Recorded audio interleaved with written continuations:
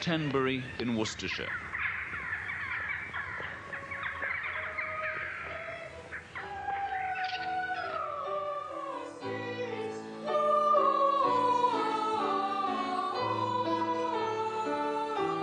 The choir of St Michael's College practising with their master of music.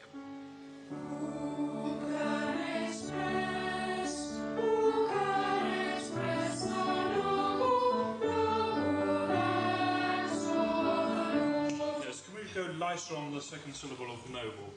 Noble, noble, as like that. Let's take that from the half chorus. Yes.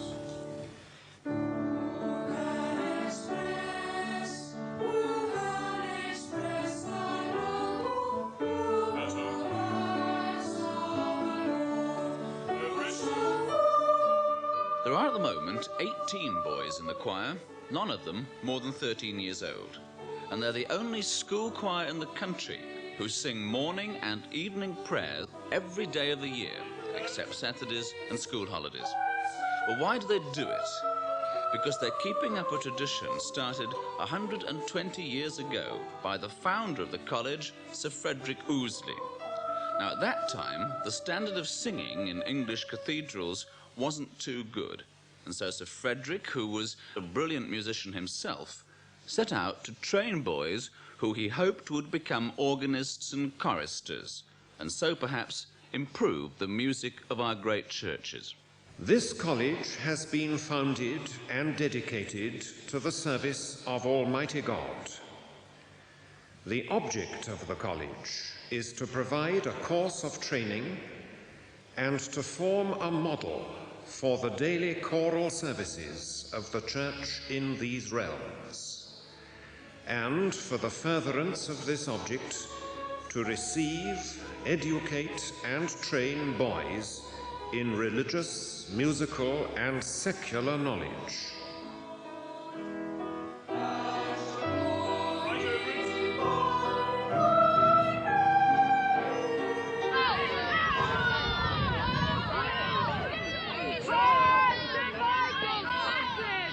Well, little angels they may sound when they're singing, but in every other respect, this is a perfectly normal preparatory school for boys, with all the usual lessons and games and so on.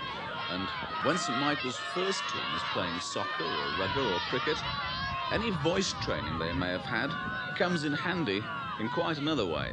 Or, of course, in the playground that I passed on the way to the most modern building at the college, the music school, which was built 4 years ago. There are 6 practice rooms, each with its own piano, and a larger hall where the school orchestra practices and holds concerts.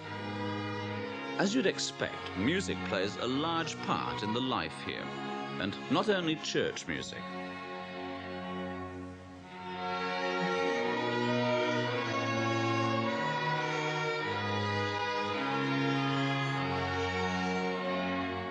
Nor, of course, are all the boys choristers. Most of the 80 pupils are what they call commoners, which means that they didn't get a choral scholarship, but that in no way counts against them. In fact, the head boy this term, Nicholas Brown, who's also incidentally captain of the school's soccer team, is not in the choir. Nicholas, did you ever try to be in the choir? Not really, because when I first came I was only 6, so I was a bit young then and I never had a try after that. And do you feel that you've missed anything, because this is known as a choir school, isn't it? Yes, I don't think I've missed anything there. And I think you have a brother in the choir, don't you? Yes. How do you feel about that? I'm very pleased for him. I don't mind at all, I'm not jealous or anything. You're more of a musician, I think, aren't you? Yes. I play the trombone. And you also captain the soccer team. How is it doing at the moment? We lost our first match 2-0. We've played another one since and we won that 5-2. Oh, that's not bad. And what about the rugby team?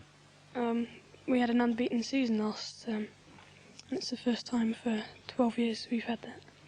Well, you're 13 now, aren't you, Nicholas? And you've been here since you were 6. That's 7 years. So what are your impressions of the school?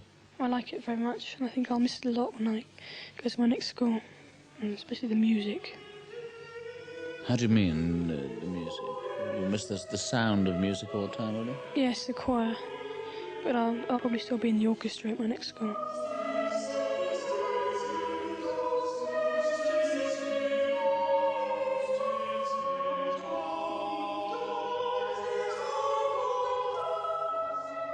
The central building of the college is the chapel, in which the boys spend such an important part of their school lives. It stands on some very beautiful and peaceful countryside on the borders of Worcestershire and Herefordshire. And boys come here from all over Britain and from overseas as well to get a good grounding in music. One of the new boys this term is 8-year-old Bruce, who's come all the way from Quebec in Canada. And he's now having a voice trial to see whether he's good enough for the choir.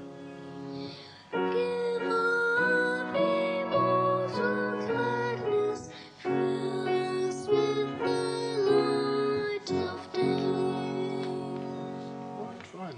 Now then, you've come rather a long way, haven't you? Yes. Yes. How many thousand miles is it, do you know? I couldn't count. You couldn't count them? No, I'm sure you couldn't. Right. Well, now then, let's see how high you can go. We'll sing some scales. And you like to sing it to do, re, mi, don't you? Usually I do, but sometimes I don't. Well, let's do what you usually do. Let's Okay. sing to that. Let's take it from A. Right, off we go.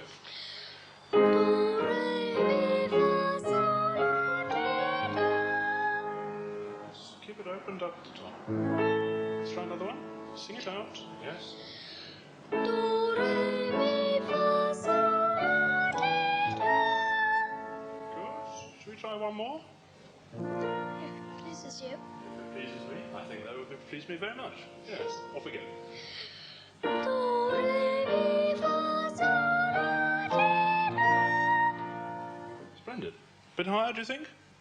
I don't think so. You don't think so? No. Shall we try it just to see? Okay. All right. I don't Off think we I'm go. gonna get Yes? Do, re, mi, fa, sol, la, ti, do. Jolly good. No difficulty? Not very much. Not very much.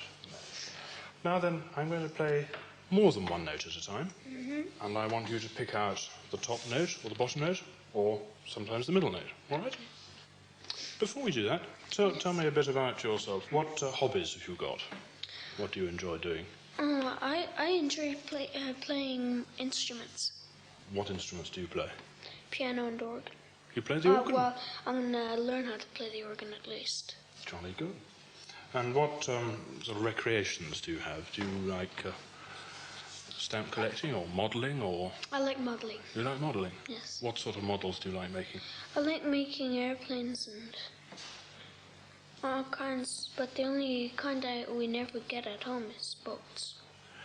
All right, now then, two notes first of all. Sing to the top of these two.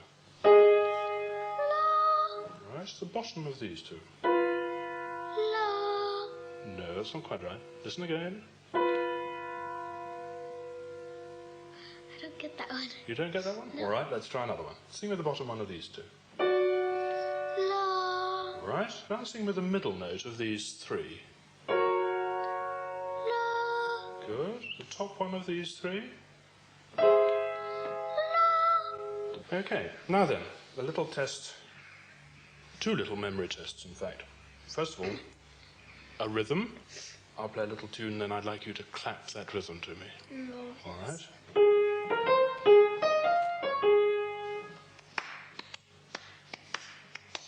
Fine. Here's another little tune. This time I want you to sing it back to me. All right?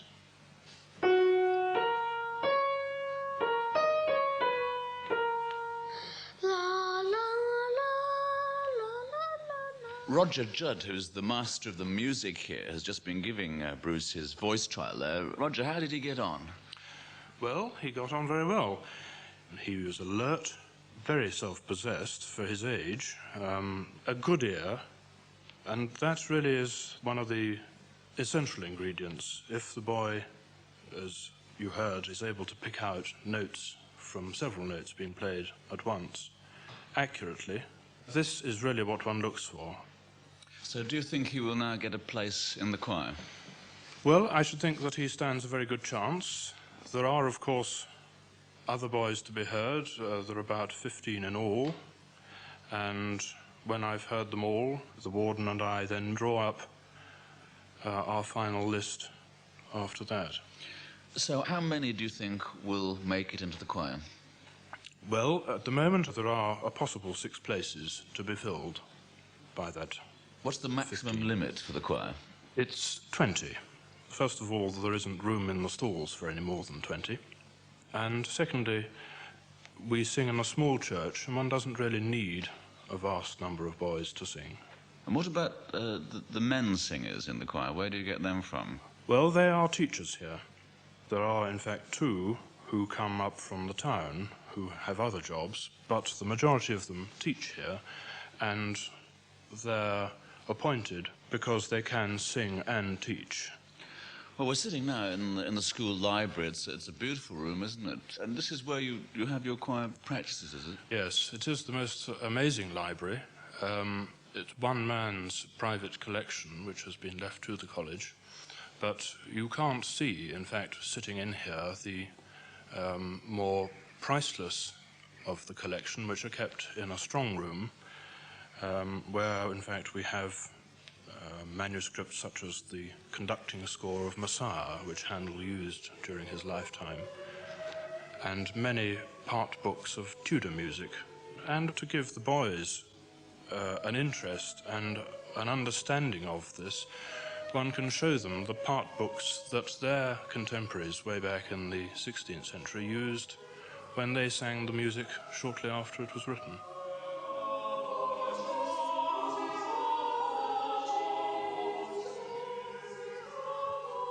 Another comparatively new boy is Kevin. Now, he's already in the choir.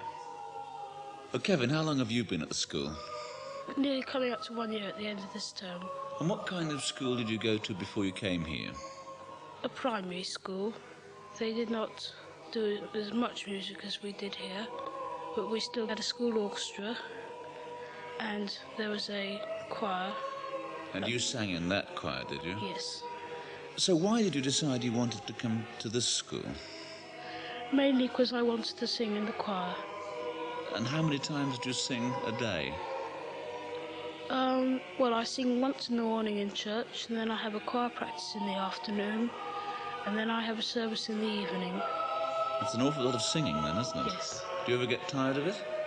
Well, not really, because there's always new anthems and pieces to sing, so you don't really get bored or anything like that.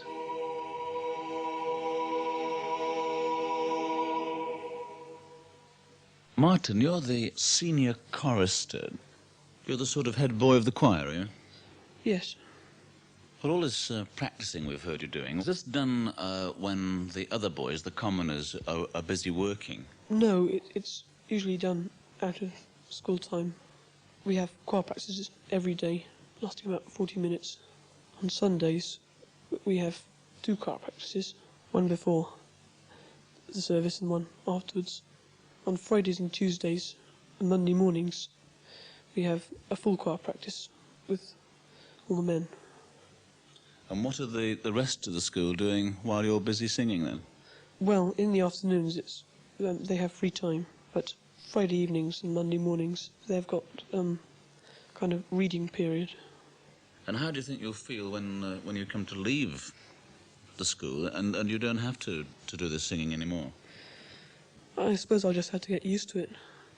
I'll miss the music. Are you intending to sing later on? Would you like to become a professional singer, perhaps? Well, I don't really know. I don't know what my voice will be like after it breaks. I'd rather like to carry on playing the organ in a church. So, after living and working in these musical surroundings, what sort of impression does it all leave behind? Robert Bryan was here as a boy 5 years ago. He was head chorister, in fact, and he was captain of cricket.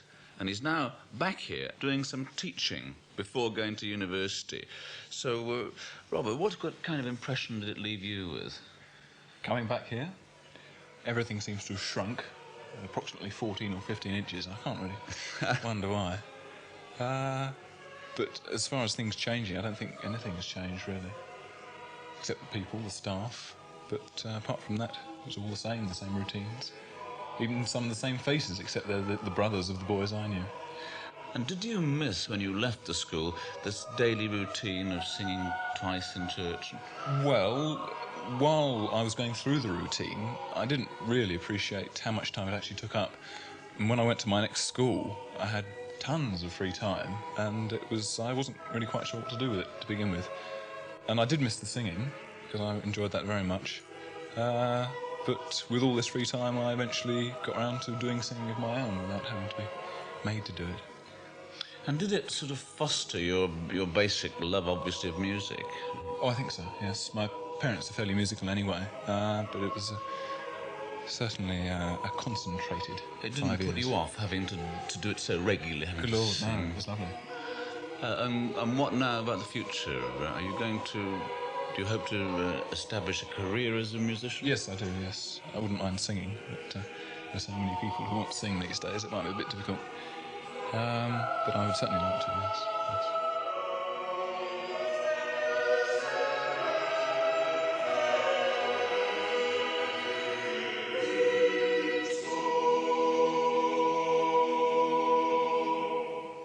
The headmaster, or warden as he's called, is the Reverend Dennis Paxman. Now, the founder talked about training boys in religious, musical and secular knowledge, very much in that order, I think. Is that still the case here? Yes, it is. We no longer have to worry about raising the general standards of cathedral music as Ousley did. Today, these standards are very high up and down the country. But yes, the purpose is still the same, to give glory to God by singing the daily services to the very best of our ability. It's as simple as that. Do many of your boys eventually take up singing or some branch of music as a career? Oh yes, some of the boys do, but that's certainly not the object of the exercise. What we do try to give every boy, whether he sings in the choir or whether he doesn't, is a love of music, because that's something that he'll carry with him to his dying day. What boy in later life could ever forget that he was once surrounded by music like this?